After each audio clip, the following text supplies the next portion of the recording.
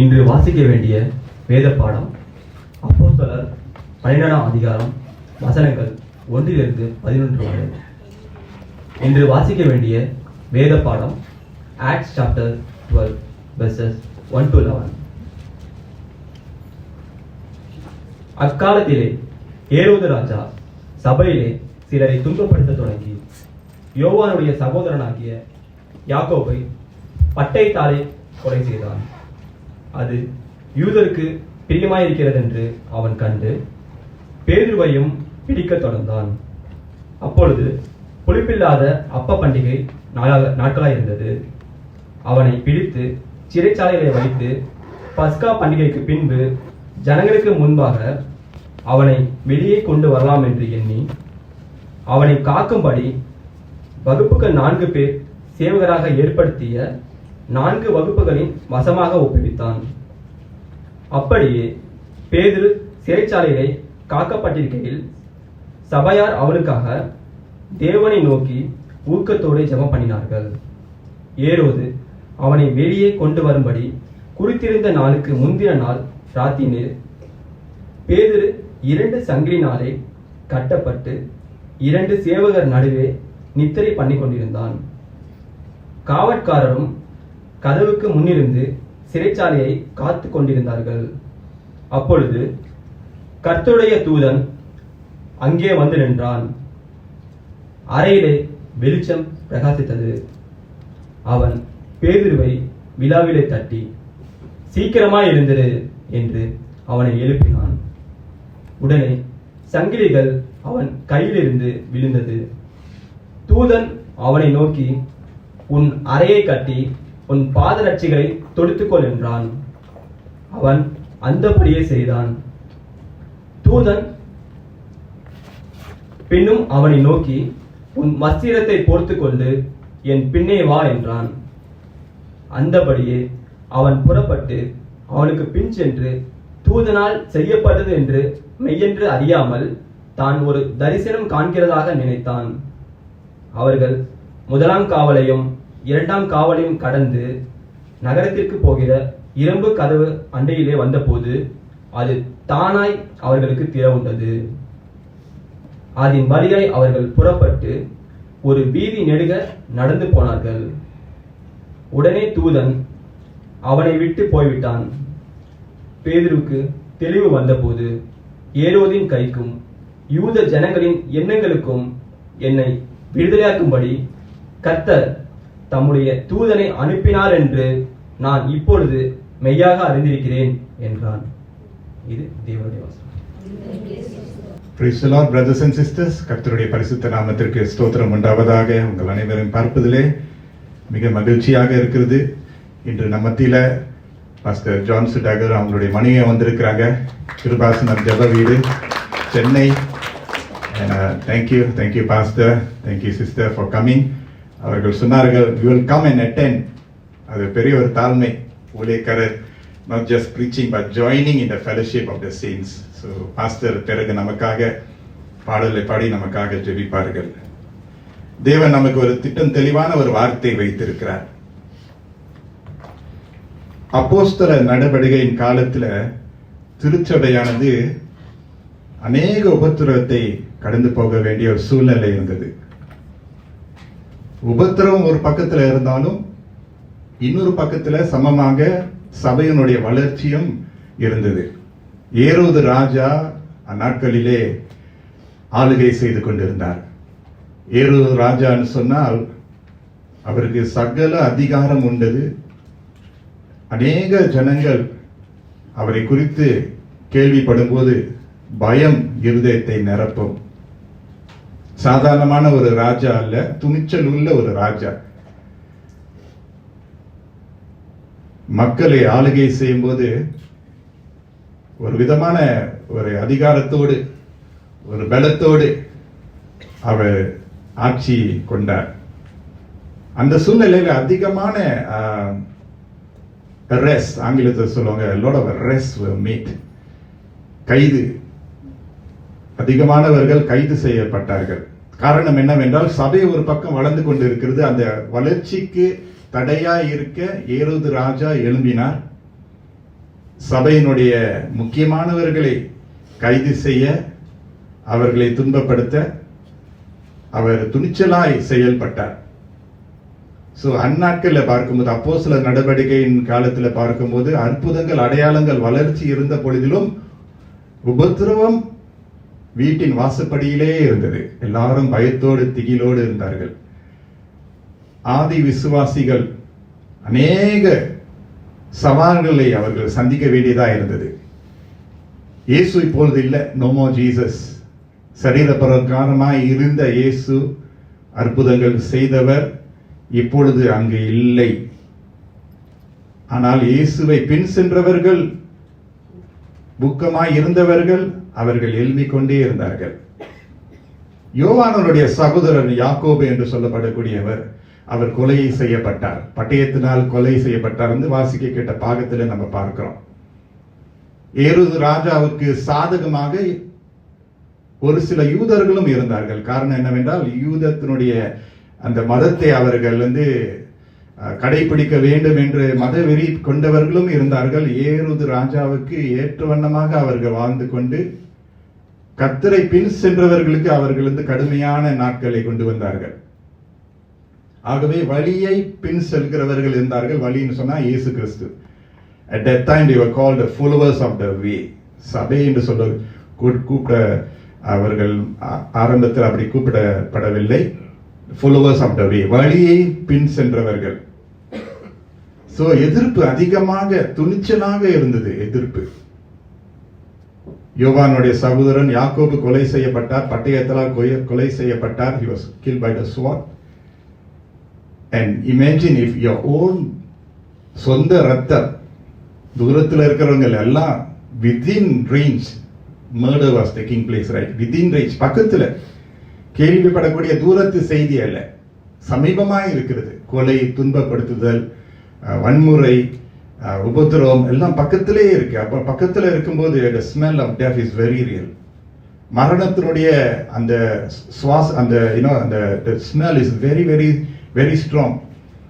அப்போ ஒருத்தராய் அவர் கைது செய்து கொண்டிருக்கையில பேதுரு அடுத்த target. Peter was the next target. இந்த டார்கெட் வாஸ் ஆல்ரெடி செட். அதுதான் அந்த குறிக்கோள். அடுத்தது பேதுருவை பிடிக்க வேண்டும் என்று. பேதுரு யார்? Who was Peter? இயேசுவானவர் அழைத்தவர்களிலே அவர் ஒருவராய் காணப்பட்டார். அவர் முதல்வராய் காணப்பட்டார். மத்திய 4ஆம் அதிகாரம் 18 இருந்து 20 நான் வாசிக்கிறேன். Matthew chapter 4 and verse 18 we were introduced to Peter. இயேசு கலிலேயா கடலோரமாய் நடந்து போகையில் மீன் பிடிக்கிறவர்களாய் இருந்த 2 சகோதரராகிய பேதுரு என்னப்பட்ட சீமோனும் அவன் சகோதரன் அந்திரியாவும் கடலில் வலை போட்டு கொண்டிருக்கிற போது அவர்களை கண்டு. So பேதுருவும் Andrew, Peter and Andrew, they are being introduced to scripture. வேதத்துல முதல் முறையாக அவர்கள் அவருடைய பேர் வருது பாருங்க. First time his name is coming up. அறிமுகம் என்று பார்க்கிறோம்ல. சில படக்காட்சியில நான் பாத்தீங்கன்னா படத்தை பார்க்கும்போது அறிமுகம் நடிகருடைய பெயர், ரைட்? கரெக்டா? அறிமுகம், ரைட்? அப்ப இவர் அறிமுகப்படுத்தப்படுகிறார் வேதத்துல முதல் முறையாக. சீமோன் பேதுரு என்னப்பட்ட சீமோன் அந்திரியாவும் நம்ம அறிமுகப்படுத்தப்படுகிறோம். 19ஆம் வசனம், என் பின்னே வாருங்கள், உங்களை மனுஷரை பிடிக்கிறவர்களாக்குவேன் என்றார். சோ ஆண்டவர் பாருங்க அழைக்கிறார், come follow me, I will make you fishers of men. மீன் பிடிக்கிறவர்கள், வலையை வீசுகிறவர்கள், கடலிலே இருக்கக்கூடியவர்கள், படவிலே இருக்கக்கூடியவர்கள். இப்போது ஆண்டவர் சொல்றாரு, இப்போ உன்னுடைய இடம் அது இல்ல, உனக்கு இன்னொரு இடம் வச்சிருக்கிறேன், இன்னொரு திசைக்குள் நான் உன்னை நடத்த போகிறேன், இன்னொரு தரிசனம் உனக்கு இருக்கிறது, உன்னால பார்க்க முடியாது, ஆனா நான் உன்னை கூட்டிட்டு போறேன். உன்னால பார்க்க முடியாது, ஆனா நான் உன்னை கரங்குத்தி உன்னை நடத்தி நீ செல்ல வேண்டிய இடத்துக்கு நான் உன்னை கொண்டு போய் சேர்க்க போகிறேன். உனக்கு ஒரு திட்டத்தை நான் வைத்திருக்கிறேன். இது பத்தாது, இது போதாது, இன்னொரு இலக்கை நான் உனக்கு வைத்திருக்கிறேன். உடனே அவர்கள் வலைகளை விட்டு அவருக்கு பின் சென்றார்கள். The Bible says immediately they left all the nets and they followed Jesus. இயேசுவானவர் பேதுருவை குறித்து யோசித்து பார்க்கும்போது பேதுருவுக்கு இயேசு ஒரு அருமையான ஒரு திட்டம் வைத்திருந்தார். அவர் சாதாரணமான ஒரு மீன் பிடிக்கிறவர் தான். ஆனால் மனுஷன் பார்வையில கர்த்தர் பார்க்காதபடி தேவனுடைய பார்வையிலே கர்த்தர் பேதுருவை பார்த்தார். மனுஷன் பார்க்கும்போது பேதுரு தன்னை குறித்து பார்க்கும்போது, நான் ஒரு மீனவன் தான், என்னுடைய மீனவன் தொழிலிலே நான் இருப்பேன், இதுல தான் நான் வளர்க்கப்பட்டேன், இதிலே தான் நான் மூழ்கி இருப்பேன். அதுதான் பேதுரு தன்னை குறித்து வைத்திருந்த எல்லை. மற்றவர்கள் அவரை பார்க்கும்போது மீனவன் தான், அதுக்கு மேல போக முடியாது. the boundaries are just there. இதுக்கு மேல பார்க்க முடியாது. ஆனா கர்த்தரோ மனுஷன் பார்க்கிற பார்வை போல பார்க்கிறது அல்ல. கர்த்தருடைய பார்வை வித்தியாசம். ஆமென் சொல்லுவாங்க. ஏனென்றால் அவர் வந்த நோக்கம் அவருக்காகவே அவர் வரல, பிதாவானவருடைய சித்தத்தை செய்து நிறைவேற்றவே கர்த்தர் வந்தார். ஆகவே கிறிஸ்து பேதுருவை பார்க்கும்போது மனுஷன் பார்வையை பார்க்காதபடி அப்பாற்பட்ட பார்வையில் அவர் பார்க்கிறார். எப்படி பார்க்கிறார் என்றால், இந்த பேதுரு என்னை பின் செல்ல போகிறான், செல்லுவான், என்னை தொடர்ந்து பின்பற்றி நடப்பான், அவனுடைய வாழ்க்கையினுடைய வாழ்வு அநேகருக்கு நல்ல தாக்கத்தை கொண்டு வரும் என்று கர்த்தர் அறிந்து இந்த மகனை தெரிந்து கொள்கிறார். ஹல்லேலூயா. நீங்கள் என்னை தெரிந்து கொள்ளவில்லை, நான் உங்களை தெரிந்து கொண்டேன். ஆமென் சொல்லுமா? You did not choose me, I chose you. கர்த்தர் தெரிந்து கொண்டார். ஆண்டவர் பேதுருக்கு ஒரு பெரிய ஒரு திட்டம் வைத்திருக்கிறார். இங்கு அமர்ந்திருக்கிற நாம் அனைவருக்கும் கர்த்தர் ஒரு பெரிய திட்டம் சித்தம் வைத்திருக்கிறார். ஆமென் சொல்லுமா?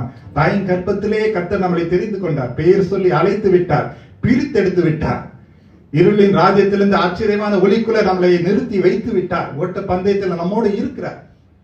இப்ப மத்தேயு 16ஆம் அதிகாரத்துல 18ஆம் வசனத்துல நம்ம பார்க்கிறோம். மேத்யூ 16:18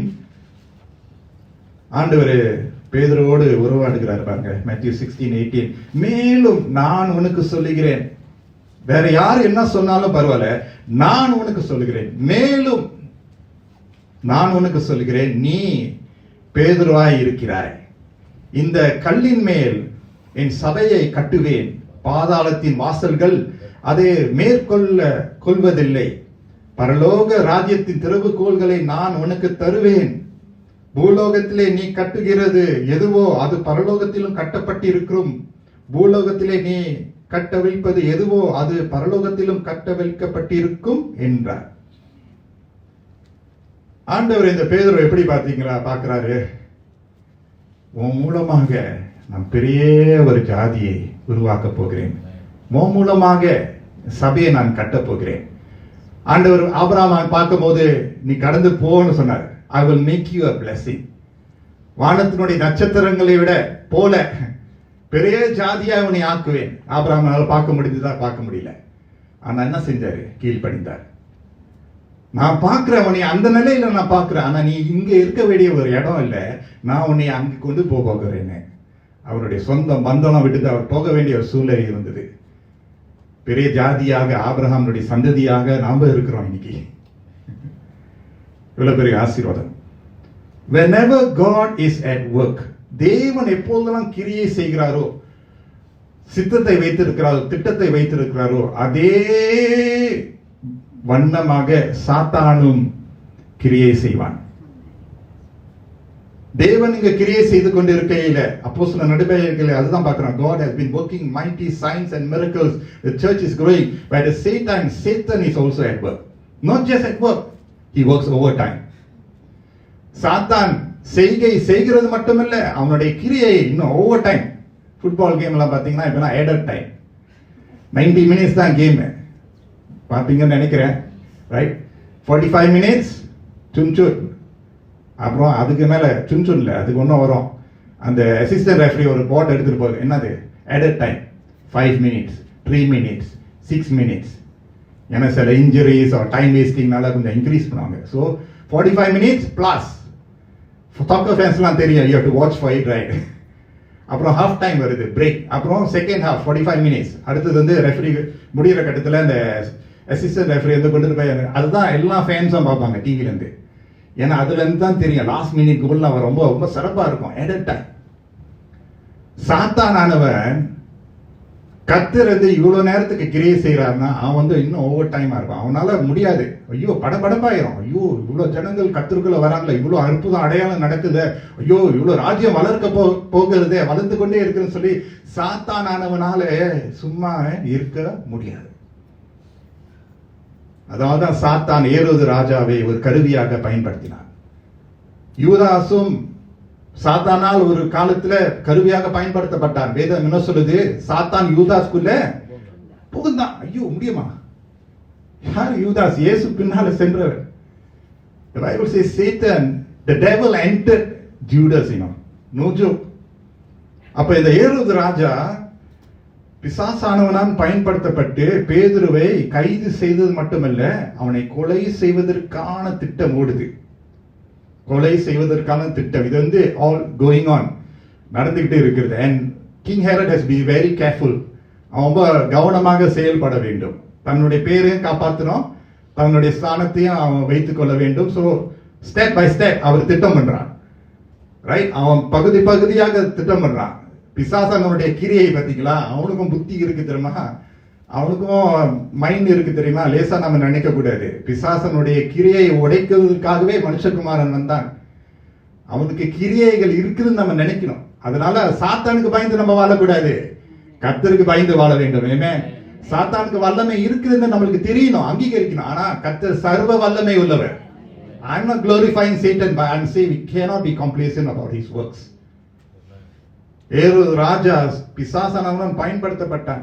பேதுருவை எப்படிப்பட்ட சிறைசாலையில் அடைக்கப்பட்டான்னு பார்க்கும்போது ஹெவி செக்யூரிட்டி. இப்ப பாத்தீங்கன்னா if you watch channel news Asia டாக்குமெண்ட்ரிலாம் ரீசன்ட்லி வந்துச்சுல, maximum security. we see how Changi prison handles convicts. heavy security. அப்ப தமிழ் வேதம் வாசிக்கும் போது நான் பார்த்தேன் வகுப்புகள், ரைட், காவலர்கள் வகுப்பு. வாவ், பிக் வேர்ட், வகுப்பு அப்படின்னா நாட் ஜஸ்ட் 1-2 செக்யூரிட்டி தெரியுமா? ஒரு கண்டிஞ்சன்ட், ஒரு கார்ட், ஒரு ரெஜிமெண்ட், இல்லாட்டி ஒரு கம்பெனி, ஒரு பிளட்டூன் போல. I mean it was very organised crime. இது சும்மா நடக்கல, இது organised crime. To kill the church, kill the believers, leaders. நம்ம என்ன அறிய வேண்டும் என்றால், எவன் கிறிஸ்துவுக்காக சிலுவையை எடுத்துக் கொள்கிறானோ அவனுக்கு பாடுகள் உண்டு, அவனுக்கு பிரச்சனை வரதான் போகுது. ஒருவன் கிறிஸ்துவுக்குள்ள தன்னுடைய வாழ்க்கையை ஒப்பு கொடுக்கிறான் என்றான், தன்னுடைய சிலுவையை அவன் தூக்குறான் என்று அவன் தீர்மானம் பண்ணுகிறானோ, அந்த நேரம் துவங்கி எதிரியானவருடைய ஒரு லிஸ்ட்ல, எனிமி லிஸ்ட்ல இருக்கா. we are on wanted list. ஒரு பக்கத்துல தேவன், நீ அவசியம் என் ராஜ்யத்துக்கு இந்த தேவன் ஒரு பக்கத்துல சொல்றார், இன்னொரு பக்கத்துல பிசாசனன் அப்படியே தூரத்துல இருந்து கட்சிக்கிற சிங்கம் போல எவனை விளங்கலாம் என்ற வகை தேடிக்கொண்டு இருக்கிறான். ஒரு பக்கம் தேவனுடைய சித்தம், அவருடைய அனாதி காரியங்கள் நடைபெற வேண்டும். இன்னொரு பக்கம் கட்சிக்கிற சிங்கம் போல, சிங்கம் இல்ல, பேச்சு பெரிய பேச்சு, கட்சிக்கிற சிங்கம். கரெக்டான சவுண்ட் தெரியல, லயன் சவுண்ட் தெரியல, வரல. ஆனா நம்முடைய ராஜா யாரு? யூத ராஜ சிங்கம். அவரு கட்சிக்கிற சிங்கம் போல குலைச்சுக்கிட்டே இருக்கான், குலைச்சுக்கிட்டே இருக்கான், ஆனா கிடைக்க முடியாது. ஆனா அவனுக்கு வல்லமை இருக்கிறது, கட்சிக்கிற சிங்கம் போல அவன் வகையை தேடிக்கொண்டு இருக்கிறான். நீங்களும் நானும் வாண்டட் லிஸ்ட்ல இருக்கிறோம். Target to bring us down and bring our family down, bring our church down, bring our desires, our plans down. He wants to don't just shoot to kill. Sniper தெரியுமா? ஸ்னைப்பர் அவனுடைய சிறப்பு உங்களுக்கு எல்லாம் தெரியும், செய்திலாம் வாசிக்கிறீங்க. America தேசத்துல முன்பு பிரதமர், right, you all know what happened, the assassination attempt. It was to shoot to kill. The sniper cannot miss, he has to hit to kill. One shot. Miss பண்ணிட்டாங்களா? கர்த்தருடைய கரம் அங்க இருந்துச்சு. அதுதான் சொல்லணும், உண்மையா கர்த்தருடைய கரம் அங்க இருந்துச்சு. He was absolute deaf. அதனால்தான் we are all targets. We are all targets, friends. இதை நம்ம லைட்டா எடுக்கக்கூடாது. நான் ஏன் இந்த அறிமுகம் பண்றேன்னா, இந்த பாயிண்ட்டுக்கு நான் வரேன், பாயிண்டோடு தான் நான் பேசுறேன். நான் ஏன் இதெல்லாம் சொல்றேன்னா, பேதுரு அதிகமான பாடுக்குள்ள போய் கொண்டு இருந்தாரு, போயிட்டு இருக்கிறாரு. சிறைசாலையில அடைக்கப்பட்டு காவலர்களை அவரை காத்துக்குள்ள வைக்கப்பட்டாரு. ஆனா இன்னொரு ஆச்சரியமான ஒரு விஷயம்னா, பேதுருவுக்கும் சபைக்கும் ஒரு ஆழமான ஒரு உறவு இருந்தது. ஆமீன் சொல்லுமா? பேதுரு தனித்து கிறிஸ்துவை பின் செல்லவில்லை. ஒரு சமுதாயத்தோடு, சகோதரியுடைய சிநேகத்தோடு அவர் பின் சென்றதுனால பேதுருடைய பாடு சபையினுடைய பாடாய் இருந்தது. சபையினுடைய பாடு பேதுருடைய பாடாய் இருந்தது. பிரிவு இல்லை. இது உன்னுடைய எல்லை, இது என்னுடைய எல்லை இல்லை. எல்லாரும் ஒரே படகுல, ஒரே நோக்கத்தோடு, ஒரே ரட்சகரை பின் செல்கிறவர்களாக அவர்கள் அப்படியே மூவிங் டுகெதர். சம்டைம்ஸ் டொம்பாங்ல நீங்க சர்டன் டைம்ல வந்தீங்கன்னா, டொம்பாங் area you can see the birds. இப்ப கொஞ்சம் பார்க்கறது கொஞ்சம் மிஸ் ஆயிடுச்சு. But when the birds migrate, they will migrate together. Have you all seen that migration of birds? அப்படியே அழகா இருக்கும் அவங்களுடைய, அப்படியே டுகெதர். என்ன இருந்தாலும் ஸ்டிக் டுகெதர். எஸ், வித்தியாசமான நோக்கங்கள், எண்ணங்கள் இருக்கு, ஆனா ஸ்டிக் டுகெதர். பேதுரு பாடுகளை பட்ட உடனே சபையார் என்ன செய்யறாங்க? அப்போஸ்தலர் 12:5 நம்ம பார்க்கிறோம். Acts chapter 12 verse 5.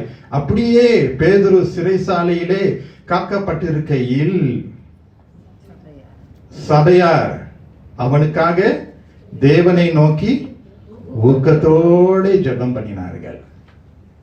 இது பேதுருவுடைய பிரச்சனை. அவன் சிறையில அடைக்கப்பட்டான் என்று சொல்லாமல், அவன் தானே இயேசுவை பின் செல்ல வேண்டும் என்று அவன் தானே பிரசங்கம் பண்றான், அவன் தானே அற்புதத்தை செய்யறான். இல்ல, அவனே பாடுகளை அனுபவிக்கணும்னு சொல்லாதபடி சபையார் அவனுக்காக தேவனை நோக்கி ஊக்கத்தோடு ஜெபம் பண்ணினார்கள்.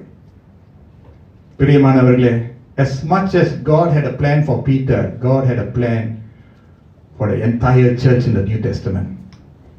கேள்வி என்னன்னா, ஒரு சபையினுடைய போதகராய் இருந்தாலும் அங்கத்தினராய் இருந்தாலும் ஆண்டவர் நமக்கென்று வைத்திருக்கிற அவருடைய அனாதி சித்தம் திட்டத்தை நம்ம செய்து நிறைவேற்றுவோமா? ஆதி சபை தேவனிடத்திலிருந்து பெற்றுக்கொண்ட அந்த மேண்டேட், அந்த தரிசனத்தை விட்டுவிடாதபடி தேவதாசனோடு இணைந்து செயல்பட்டார்கள். கஷ்டமா இருந்தாலும் செயல்பட்டார்கள், நல்ல நாட்கள் இருந்தாலும் இணைந்து செயல்பட்டார்கள். ஊக்கமான அங்கு ஜெபம் வழங்கப்பட்டது. ஏனென்றால் நம்பிக்கை அங்கு கட்டப்பட்டது, உறவு கட்டப்பட்டது, இணைந்து அவர்கள் செயல்பட்டார்கள். அந்த வார்த்தையானது earnest prayer என்ற வார்த்தை is not an ordinary prayer. The word earnest is translated from the Greek word ektenos. Ektenos என்ற அந்த வார்த்தை கொண்டு தான் இந்த earnest prayer வந்து ஊக்கமான ஜெபம் வந்து மொழிபெயர்க்கப்பட்டது. தமிழ்ல இருந்து ஊக்கமான ஜெபம். நம்ம நியூ டெஸ்டமென்ட்ல இருந்து 2 முறை இந்த வார்த்தை பயன்படுத்தப்படுகிறது. இன்னொரு வசனம் 1 பேதுரு 2:22 பார்க்கிறோம். இந்த எக்டேனோஸ் என்ற இந்த கிரேக் மொழி பதம் ஆங்கிலத்தில் earnest prayer or fervent prayer. Another time is mentioned in scriptures, 1 Peter 2:22. ஆகையால் நீங்கள் மாயமற்ற சகோதர சிநேகம் உள்ளவர்களாகும்படி ஆவியினாலே சத்தியத்திற்குள் கீழ்ப்படிந்து உங்கள் ஆத்துமாக்களை சுத்தமாக்கி கொண்டவர்களாய் இருக்கிறபடியால் சுத்த இருதயத்தோட ஒருவரில் ஒருவர், அண்டர்லைன் பண்ணுங்க, ஊக்கமாய் அன்பு கூறுங்கள். The second time in the New Testament this word fervent is used. ஊக்கம், fervent. அது வந்து ஒரு ஆழமான ஒரு அன்பு, ஆழமான அன்பிலிருந்து வரக்கூடிய ஒரு ஊக்கம். அந்த அன்பு, அந்த கரிசனம், அந்த அக்கறை இல்லாமல் அது வெளியே வராது. ஆழமான அன்பு, கரிசனம், அக்கறை இருந்தால்தான் ஊக்கமாக ஜெபிக்க முடியும். அவங்க ஆழமான அன்பில கட்டப்பட்டதுனால கஷ்ட நேரம் வரும்போது அவங்களால ஊக்கமாக ஜெபிக்க முடியுது. ஒன்னும் சரளமா, ஒன்னும் ஈஸியா இருக்கும். Because it's established, the love has been established, the relationship has gone through stress and trial, and now they are at a better position to face persecutions. That's the strength of the church. என்ன நம்ம அறிந்து கொள்கிறோம்னா, God is drawn to sincere fervent prayers. ஊக்கமான உண்மையான ஜெபங்களுக்கு ஆண்டவர் ஈர்க்கப்படுகிறார். ஹல்லேலூயா. ஆண்டவர் ஈர்க்கப்படுகிறார். பேதுரு சிறைசாலையிலே அவர் உறங்கிக் கொண்டு இருக்கிறார். எப்படி உறங்க முடியும்? சிறைசாலையில போய் முடியுமா? அடுத்தது என்ன நடக்க போகுதுன்னு தெரியாது. நல்லா cover the head, they're going to kill him or going to torture him, cut his fingernail, cut his hands or beat him up, தெரியாது.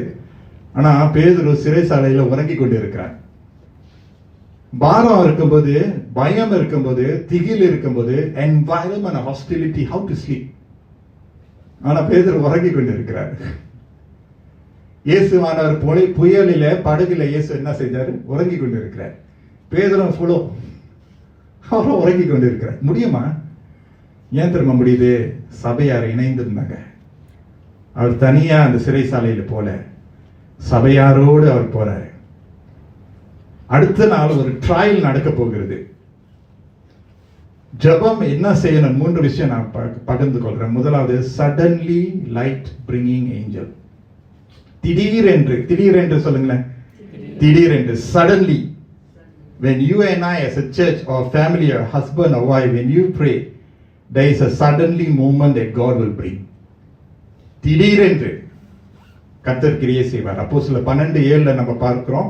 அப்போது கர்த்தருடைய தூதன் அங்கே வந்து நின்றான். எங்கே வந்து? சிறைசாலையிலே. அறையிலே வெளிச்சம் பிரகாசித்தது. அல்லேலூயா.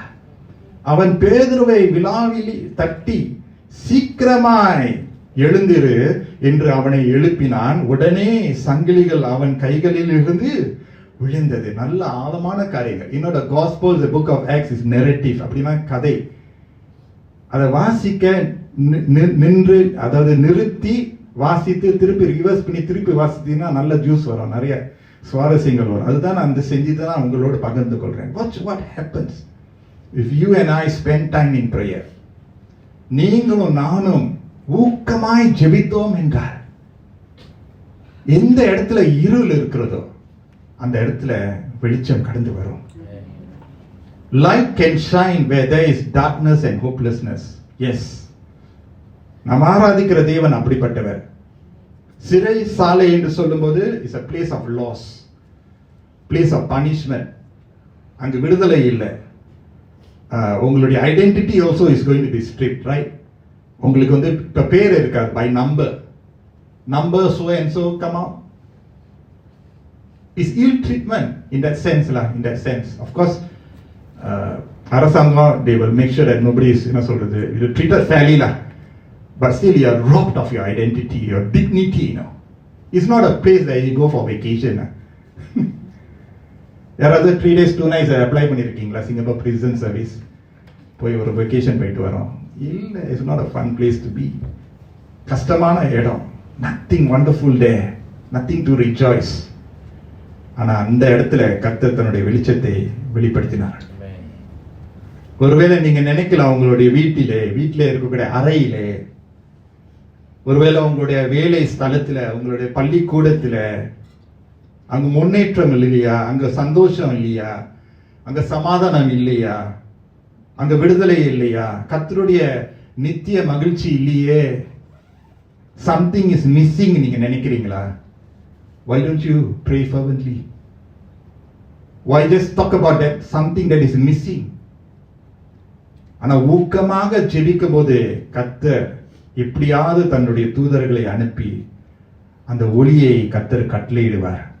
Suddenly light bringing angel. திடீரென்று கர்த்தருடைய தூதன் தோன்றி பேதுரு இருக்கிற அறைக்குள்ள அவன் வந்து மகா வெளிச்சம் காணப்பட்டது. ஹல்லேலூயா. மகா வெளிச்சம் நம்முடைய வாழ்க்கையிலும் கர்த்தர் கட்டளையிட வல்லவராக இருக்கிறார். எவ்வளவு பெரிய இருள், சோர்வுகள், நம்பிக்கையற்ற சூழ்நிலை இருந்தாலும் கர்த்தருடைய மகா வெளிச்சம் வந்தாலே எல்லாமே மாறிவிடும். திடீரென்று கர்த்தர் செயல்பட முடியும். ஆனா நம்முடைய பங்கு இருக்கிறது. ஊக்கமான ஜெபம் விட்டுறக்கூடாது. ஊக்கமான ஜெபம் விட்டுறக்கூடாது. Don't give up. If you are a mother, if you are a father here, if you are a youth, if you are a child here, whatever status you have in life, என்ன பொறுப்போடு நீங்க இருக்கிறீங்களோ, திடீரென்று கர்த்தருடைய ஒளியை கொண்டு வருகிற கர்த்தருடைய தூதன் வரும்போது அந்த ஒளி வரும். ஹல்லேலூயா. அவர் ஒளி கொண்டு வருகிற தேவன். உன் ஒளி வந்தது, எழும்பி பிரகாசி. ஹல்லேலூயா. நமக்குன்னு ஒரு காலம் நேரம் கர்த்தர் வைத்திருக்கிறார். நாம் வெளிச்சத்தின் பிள்ளைகளாக இருக்கிறோம். ஆமென் சொல்லுமா? இருளுக்கும் வெளிச்சத்துக்கும் சம்பந்தம் இல்லை. எப்பெல்லாம் வெளிச்சம் தடை பண்ணக்கூடிய இருள் இருந்ததுன்னா அந்த இருளை நம்ம வந்து பெர்மனன்டாக நம்ம வைத்துக் கொள்ள கூடாது. சம்டைம்ஸ் சில இருள்கள் நம்முடைய வாழ்க்கையில குடும்பத்துல வந்து சேரதான் இருக்கும். But let it not be there permanently. We are children of the light. Hallelujah. வெளிச்சத்தின் பிள்ளைகள். நானே ஒளியாய் இருக்கிறேன் என்று கர்த்தர் சொன்னார். Amen. I am the light of the world. இப்போ நீ உலகத்துக்கு ஒளியாய் இருக்கிறார். ஒளி நம்மளுக்கு அவசியம். கர்த்தருடைய ஒளி நமக்கு அவசியம். பேதுருவுக்கு அந்த சிறைசாலையிலே அந்த ஒளி அவசியமாய் இருந்தது. Praise the Lord. அந்த ஒளி வந்த உடனே it's a starting point. The starting point, முதலாவது கர்த்தர் அந்த தூதனை அனுப்பி அந்த ஆச்சரியமான அந்த ஒளி பிரகாசம் பண்ணுகிறது. பிரகாசிக்கிற ஒளி. கர்த்தர் நம்ம இடத்துல அந்த ஒளியை கொடுத்தார் என்றால் எந்த லைட்டும் மேட்ச் பண்ண முடியாது. ஒருவரும் சேரக்கூடாத ஆச்சரியமான ஒளியிலே கர்த்தர் வாசம் செய்கிறவராக இருக்கிறார். Suddenly light bringing angel. Suddenly light bringing angel. God can do a sudden thing in our life. He can do it. சில நேரங்களிலே கொஞ்சம் ஸ்லோவா இருக்கும். சில நேரத்தில் God can do a திடீரென்று கர்த்தர் ஒரு மாற்றத்தை கொண்டு வர அவரால் கூடும். I will tell you how and why. கூடும். திடீரென்று கூடும். நிச்சயமா முடியும். பவுலுடைய வாழ்க்கையில நம்ம என்ன பார்க்கிறோம்? சவுலா என்பவர் அப்போஸ்தலர் 9ஆம் அதிகாரத்துல திடீரென்று ஒரு ஒளி வந்ததா. Suddenly a light came. Paul was on the floor. ஆனால் கண்ணு திறந்து கூட பார்க்க முடியல. கர்த்தர் அங்கது, சவுலே சவுலே நீ ஏன் என்னை உபத்திரவப்படுத்துகிறாய்? God can do a suddenly in our life. He can suddenly அப்படியே குறுக்க வந்து டக்குன்னு எல்லாத்தையும் மாத்த அவரால் முடியும். அதனுடைய அது முன் காரியங்கள் என்னவென்றால் ஊக்கமான ஜெபம். ஊக்கமான ஜெபம் அங்க இருந்ததுனால உடனடியாக suddenly moments. God can do suddenly moments in our life. பேதுரு வாழ்க்கையில் அதுதான் நடந்தது. Suddenly light bringing angel. திடீரென்று ஒளி கொண்டு வரக்கூடிய தூதன். இரண்டாவது காரியம் quickly path showing angel. சீக்கிரமாய் வழியை காண்பிக்கிற தூதன். திடீரென்று மட்டுமல்ல கர்த்தர் தோன்றி காரியத்தை செய்யல, ஆனால் சீக்கிரமாய். You know the gospel, the story of the Lord is very fast. We need to catch up. We need to catch up. நான் சொல்றேன் அப்போஸ்தலர் 12:7-8 பாருங்க. In Acts chapter 12 verse 7 and 8 is really interesting. அப்பொழுது கர்த்தருடைய தூதன் அங்கே வந்து நின்றான். Right? அறையிலே வெளிச்சம் பிரகாசித்தது. Correct? அவன் பேதுருவை விலாவில் தட்டி சீக்கிரமாய் எழுந்திரு. என்ன சொல்றாரு? சீக்கிரமாய் எழுந்திரு. வெறும் எழுந்திருன்னு சொல்லல. Get up quickly. Quickly get up. That's what the English, am I right? The Bible says quickly get up! Exclamation mark. சீக்கிரமாய் எழுந்திரு. சில நேரத்துல எழுந்திருன்னு நம்ம சொல்றோம். Brother, can you please get up? Brother, quickly get up. Is there a difference? Brother, கொஞ்சம் எந்திரிச்சு நிக்கிறீங்களா? ஏன்? Brother, சீக்கிரம் எழுந்திருக்க சொல்லும் போது அப்பா பட்டு நினைச்சிருவேன். சீக்கிரமாய் எழுந்திருக்கும் எழுந்திரு வெறும் எழுந்திருன்னு சொல்றது வித்தியாசம் இருக்கு. சீக்கிரமாய் எழுந்திரு என்று அவனை எழுப்பினான். உடனே சங்கிலிகள் அவன் கைகளில் இருந்து விழுந்தது.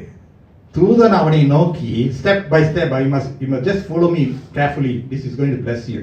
தூதன் அவனை நோக்கி உன் அறையை கட்டி உன் பாதரட்சைகளை தொடுத்துக்கொள் என்றான். அவன் அந்தபடியே செய்தான். தூதன் பின்னும் அவனை நோக்கி உன் வஸ்திரத்தை போர்த்து கொண்டு என் பின்னே வா என்றான். இது ரெண்டு வசனத்துல நிறைய விஷயம் இருக்கு, அடங்கி இருக்கு. God sends us angels to instruct and guide us in that one clear way. தேவன் தம்முடைய தூதர்களை அனுப்பி அந்த திட்டம் தெளிவான அந்த ஒரு வழியிலே நீ நடந்து போனா என்றால் உனக்கு விடுதலை இருக்கிறது. அந்த தெளிவான இன்ஸ்ட்ரக்ஷன், தெளிவான நடத்துதல். It's not a hesitant instruction, you know. நீ எழுந்து வந்து பாரு பிடிச்சா எடுத்துக்க, அந்த மாதிரி இல்ல. நீ எழுந்து வா, இஸ் நவ் or never. யோசேப்பு மரியாளை தெரிந்து கொண்ட அந்த காலகட்டத்தில் மரியாளை அவன் he decided to leave Mary because Mary was found with child. இயேசுனுடைய தாயை குறித்து நான் சொல்றேன். மரியாள் கர்ப்பம் தரிந்தார். she was with child. ஆனா உறவுக்கு முன்பதாகவே கர்ப்பம் தரிந்தார். correct, the Christmas story. Mary was found with child because she was conceived by the Holy Spirit. பரிசுத்த ஆவியானவரால் அவர் கர்ப்பம் தரிந்தார் என்று வேதம் சொல்லுகிறது. அப்ப யோசேப்பு அவமானம் வந்துடக்கூடாதுன்னு நினைச்சு அவர் என்ன செய்யறாரு, மரியாள் இடத்திலிருந்து அவர் பிரிந்து போக வேண்டும் என்று அவர் திட்டம் பண்ணிவிட்டார். ஆனால் தேவன் என்ன செய்யறாரு, ஞாபகம் இருக்கு அந்த கதை?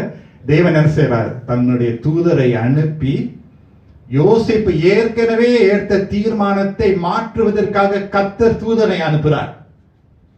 Sometimes we make a particular decision which may not be in tandem with God, and God will move. God will move because Joseph is important, Mary is important. அதுக்கு மேலாக இயேசு முக்கியம்ல. இயேசு வரணும்ல இந்த பூமிக்குள்ள, கரெக்டா வரணும்ல. பாருங்க மத்திய 1:20 அவன் இப்படி சிந்தித்துக் கொண்டிருக்கையில, Joseph was confused, he needed to make the decision. அவர் இப்படி சிந்தித்துக் கொண்டிருக்கையில while he was thinking, the thought process was going on. எத்தனை பேருக்கு அந்த அனுபவம் இருக்கு? You are still thinking what's going to happen, what do I need to decide, oh I have already decided this. அவர் சிந்தித்துக் கொண்டிருக்கையில கர்த்தருடைய தூதன் சொப்பனத்தில் அவனுக்கு காணப்பட்டு, தாவீதின் குமாரனாகிய யோசேப்பே, உன் மனைவியாகிய மரியாளை சேர்த்துக் கொள்ள ஐயப்படாதே, டோன்ட் ஃபியர். அவரிடத்தில் உற்பத்தியாய் இருக்கிறது பரிசுத்த ஆவியினால் உண்டானது. அவள் ஒரு குமாரனை பெறுவாள், அவருக்கு இயேசு என்று பெயரிடுவாயாக. ஏனெனில் அவர் தமது ஜனங்களின் பாவங்களை நீக்கி அவர்களை ரட்சிப்பார் என்றார். தீர்க்க தரிசியின் மூலமாய் கர்த்தராலே உரைக்கப்பட்டது நிறைவேறும்படி இதெல்லாம் நடந்தது. கிறிஸ்துமஸ் செய்தி. verse 23-24 பாருங்க. அவன் இதோ ஒரு கன்னிகை கர்ப்பவதியாகி ஒரு குமாரனை பெறுவாள், அவருக்கு இம்மானுவேல் என்று பெயரிடுவார்கள் என்று சொன்னான். இம்மானுவேல் என்பதற்கு தேவன் நம்மோடு இருக்கிறார் என்று அர்த்தமாம். தூதன் பேசிக் கொண்டிருக்கிறார். Key point verse 24. யோசேப்பு நித்திரை தெளிந்து, வார்த்தை என்ன சொல்லுது? எழுந்து. ஆமென். நித்திரை தெளிந்து எழுந்து சொல்லுங்க. எல்லாம் டங் ட்விஸ்டர். தெளிந்து எழுந்து சொல்லுங்க. கர்த்தர் நம்மளை எழுப்புகிறார் பாருங்க. எழுந்து கர்த்தருடைய தூதன் தனக்கு கட்டளையிட்டபடியே, அண்டர்லைன் பண்ணீங்க, கர்த்தருடைய தூதன் தனக்கு கட்டளையிட்டபடியே, as what God has spoken through the angels, தன் மனைவியை சேர்த்து கொண்டே அவர் தீர்மானம் பண்ணிட்டாரு. அவருடைய மனுஷனுடைய சிந்தை, மனுஷனுடைய வழிபாட்டில அவர் தீர்மானம் பண்ணிட்டாரு, this is not right, I will leave. But the Lord said, you are not supposed to leave, you are supposed to cleave. Amen சொல்லுமா? அவர் நினைக்கிறார் நான் போகணும், நான் கர்த்தர் சொல்றார் நீ இருக்கணுமே, உன் மூலமாக தானே நான் கிரியை செய்ய போகிறேன். சில நேரத்தில் ஆண்டவருடைய சித்தத்தை விட்டு நம்ம லீவ் பண்றோம். கர்த்தர் சில காரியங்களை, சிலவர்களை ஆண்டவர் அனுப்புகிறார். நோ, யூ லீவ் பண்ண பார்க்கிறோம். அது குடும்பமா இருந்தாலும், அது வேலையா இருந்தாலும், திருமணனுடைய தீர்மானமா இருந்தாலும், whatever it is, there are so many variety of reasons why we need to make decisions. Joseph had to make a decision, but the Lord had to send the angel and say, no Joseph, no, எடுத்துறாருப்பா, அந்த தீர்மானம் எடுத்துறாரு, நீ இந்த தீர்மானம் எடு. மனுஷன் பார்வைக்கு அந்த தீர்மானம் சரியில்லை, ஆனா என் பார்வைக்கு அது சரியா இருக்கு. ஏமேன்னு சொல்லுவான். அவன் தனக்கு கட்டளையிட்டபடியே தன் மனைவியை சேர்த்து கொண்டு, தேவனுடைய ரட்சிப்பின் கிரியை, சித்தம் கிறிஸ்து இயேசு மூலமாகவே. ஆனால் யோசேப்பு இவனுடைய கீழ்ப்படிதல் முக்கியமாக இருந்தது, மரியாளுடைய கீழ்ப்படிதல் முக்கியமாக இருந்தது. இயேசு இந்த பூமிக்குள்ள பிறந்து தன்னுடைய ஊழியத்தை செய்து நிறைவேற்றினார். ஹல்லேலூயா. அதே போல பேதுரு என்ன செய்தாரு? அந்த தூதன், ஒளியை கொண்டு வந்த தூதன் சொன்னபடியே அவர் கீழ்ப்படிந்தார்.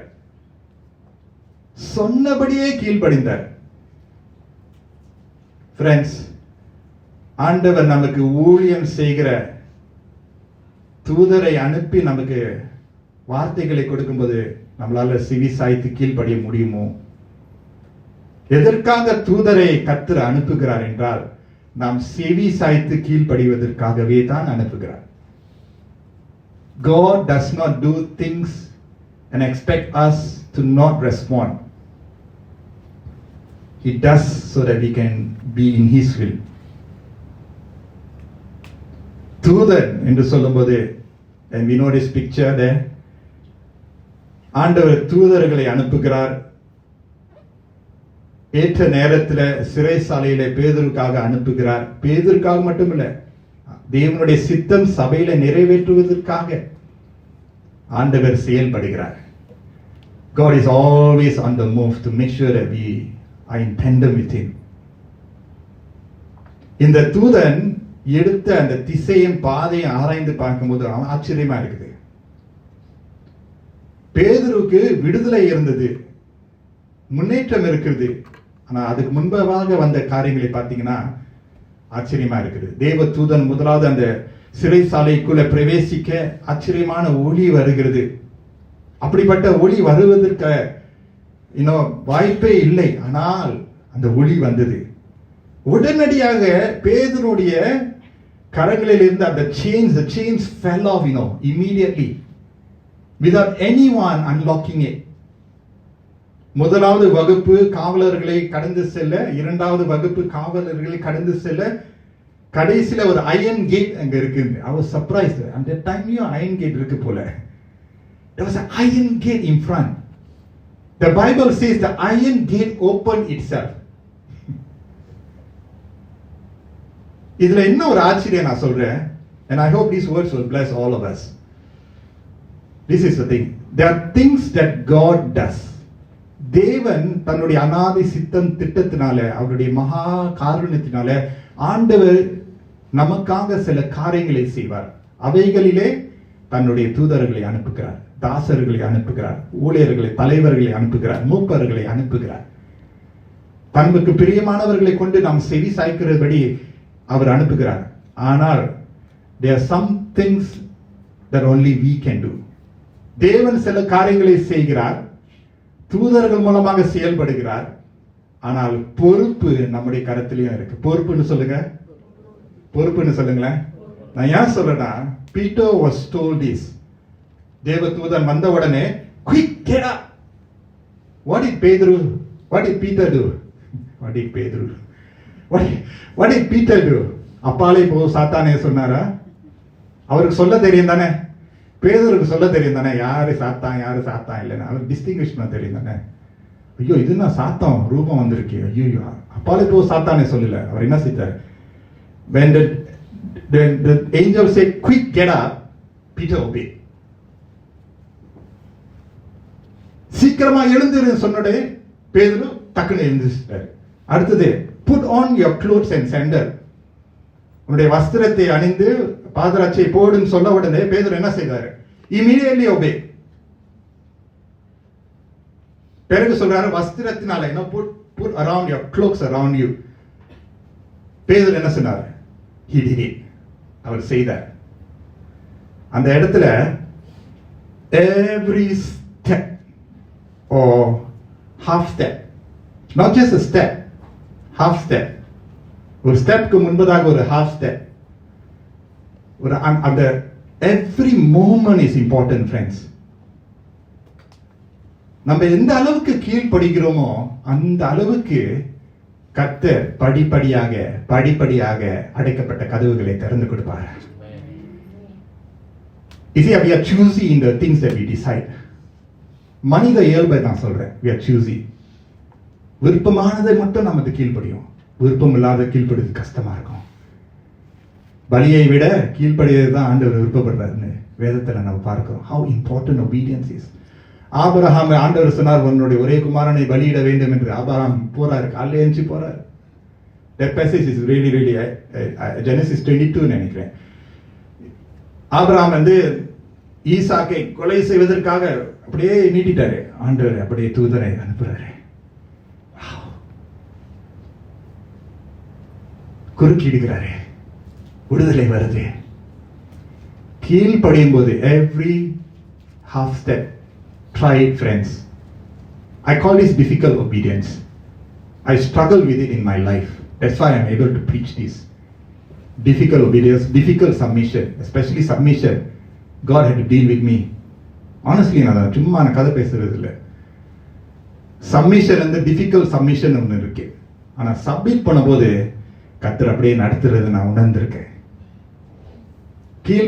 கீழ்ப்படியாம சப்மிட் பண்ணாம இருக்கும்போது கதவு திறக்க வேண்டிய கதவு அப்படியே அடைக்கப்படுகிறது. ஆண்டவருக்கு கதவை திறக்கவும் தெரியும், அடைக்கவும் தெரியும். சில கதவு ஏன் அடைக்கப்படுதுன்னா இதுதான் காரணம். We don't want to obey, but Peter obeyed. பேதுரு கீழ்ப்படிய அப்படியே டக்கு டக்கு டக்கு டக்கு டக்குன்னு ஆண்டவர் டக்கு டக்குன்னு.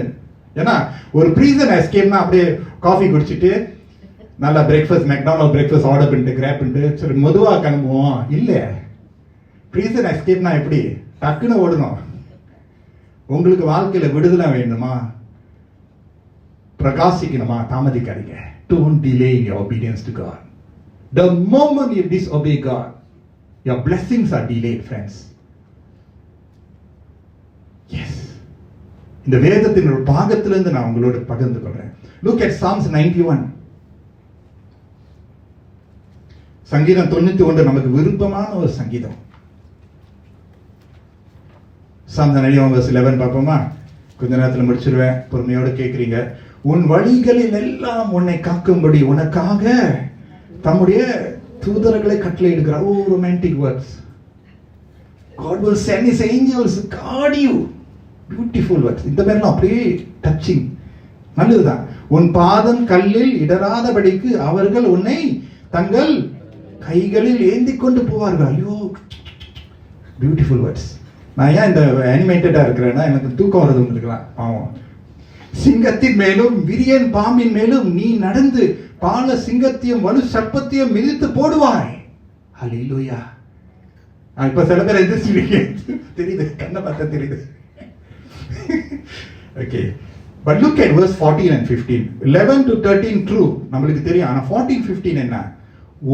அவன் என்னிடத்தில் வாஞ்சியா இருக்கிறபடியால். Yes, it is true that God will send his angels, he will guard us, he will protect us.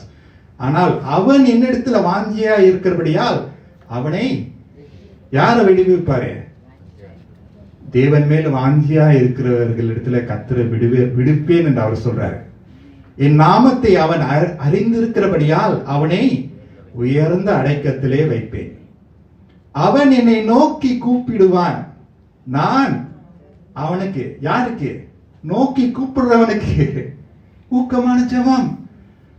அவன் என்னை நோக்கி அப்படின்னா அவரை நோக்கி கூப்பிடுகிற இடத்துல தான் அதை ஆண்டவர் சொல்றார். நான் அவனுக்கு மறு உத்தரவு அருளி செய்வேன், ஆபத்தில் நான் அவனோடு இருந்து அவனை தப்புவித்து அவனை கனப்படுத்துவேன். Verse 11 to 13 is beautiful and fantastic, but don't forget verse 14 and 15. 11 to 13 ஆண்டவர் ஊக்கமா சொல்றாரு, I will do this. அதுல ஒரு clause or condition இருக்கு. நீனும் வரணும்ப்பா, நான் தூதரை அனுப்புவேன், ஆனா நீ வாழுவியா என்னோட, நீ கீழ்படுவியா, நீ சமமா நீனும் கிட்டி வருவியா, நானும் வரப்பா. அங்க ஒரு பார்ட்னர்ஷிப் இருக்கு. கர்த்தர் தன்னுடைய தூதர்களை கட்டளையிடுவார், ஆனால் நாமும் அவரை தேட வேண்டும், ஜெபிக்க வேண்டும், ஒப்பு கொடுக்க வேண்டும், சரணடைய வேண்டும். அதுதான் இங்க நம்ம பார்க்கிறோம். So ரெண்டு விஷயம் நம்ம பார்த்தோம். Suddenly life bringing angel, quickly path showing angel, and lastly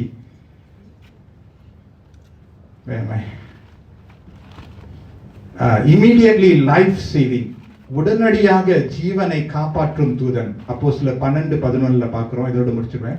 அப்போஸ்தலர் 12:11 பேதுருவுக்கு தெளிவு வந்த போது ஏரோதின் கைக்கும் யூத ஜனங்களின் எண்ணங்களுக்கும் என்னை விடுதலையாக்கும்படிக்கு கர்த்தர் தம்முடைய தூதனை அனுப்பினார் என்று நான் இப்பொழுது மெய்யாய் அறிந்திருக்கிறேன் என்றார். ஹல்லேலூயா. நம்மளுக்கு எல்லாம் தெரியும், சாட்சி பார்த்திருக்கிறோம், யூடியூப் வீடியோலாம் பார்த்திருக்கிறோம்.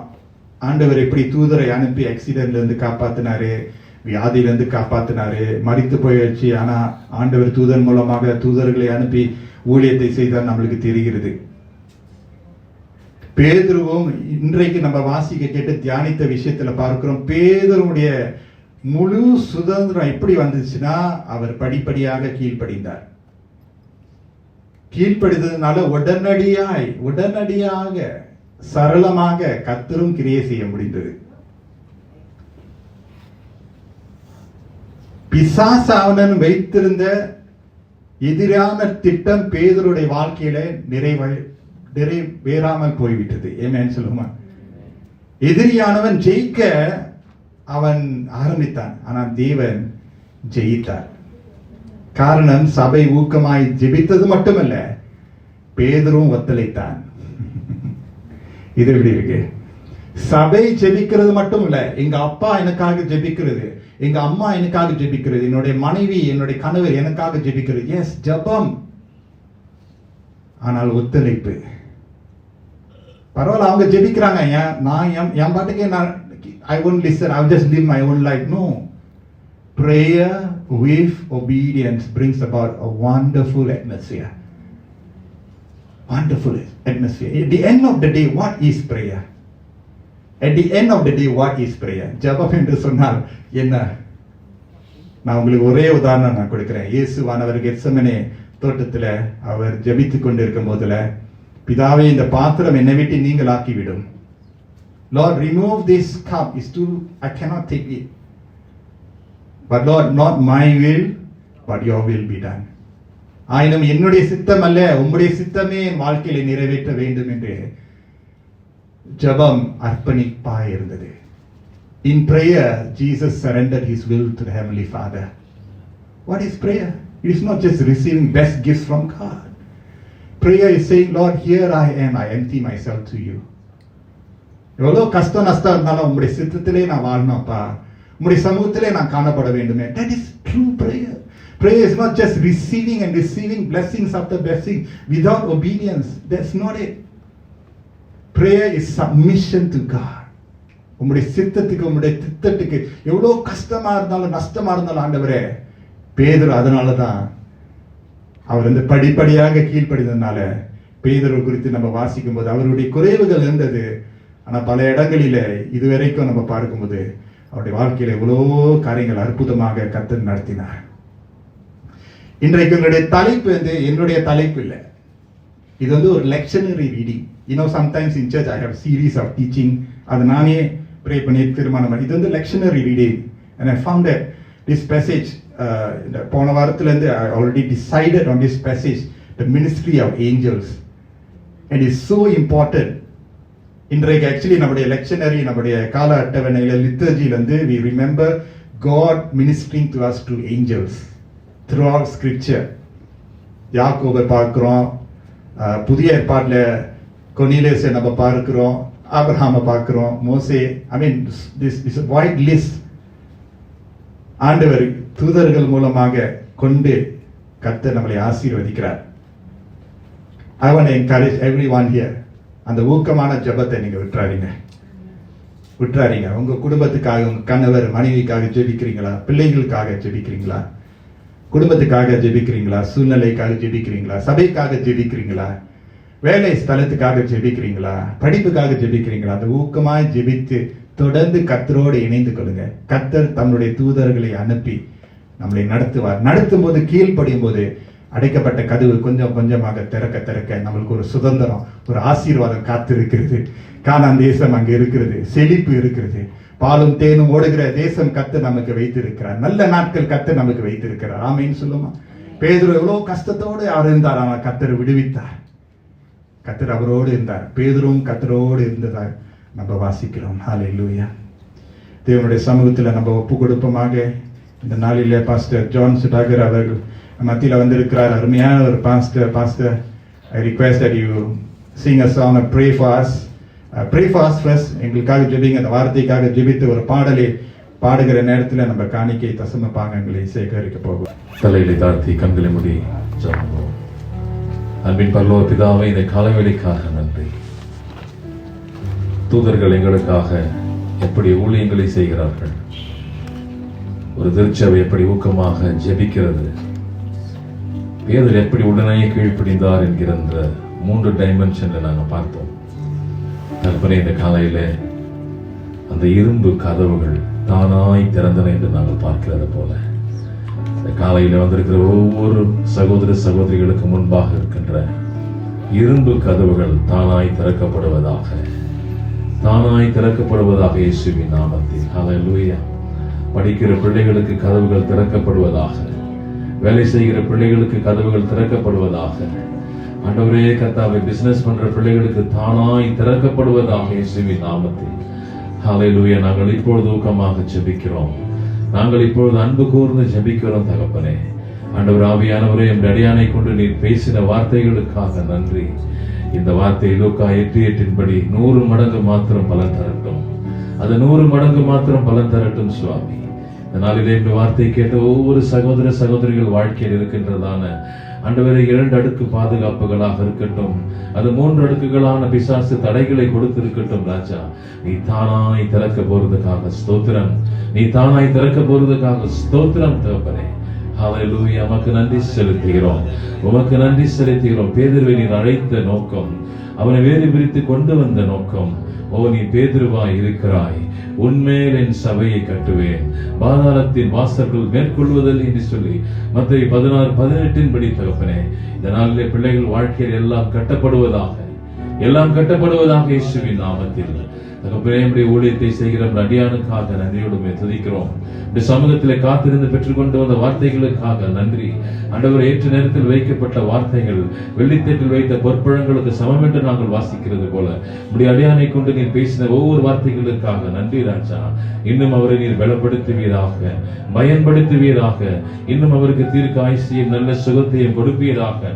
மோசேவுக்கு தந்ததை போல கிஸ்பாவின் கொடிமுடியிலே ஆண்டவரே சகல நன்மைகளை கண்டதை போல உடைய அடியான் காணட்டும். ஆண்டவரே ஜாஸ்மினுக்காக, பிள்ளைகளுக்காக ஸ்தோத்திரம், சபையில் இருக்கிறதான எல்டர்ஸ்க்காக ஸ்தோத்திரம், ஆண்டவரே சிறு பிள்ளைகளுக்காக ஸ்தோத்திரம், வயதான ஐயா அம்மாமார்களுக்காக ஸ்தோத்திரம். ஒவ்வொருவருக்கும் ஆண்டவரே இந்த ஆசீர்வாதங்கள் கடந்து செல்லட்டும்.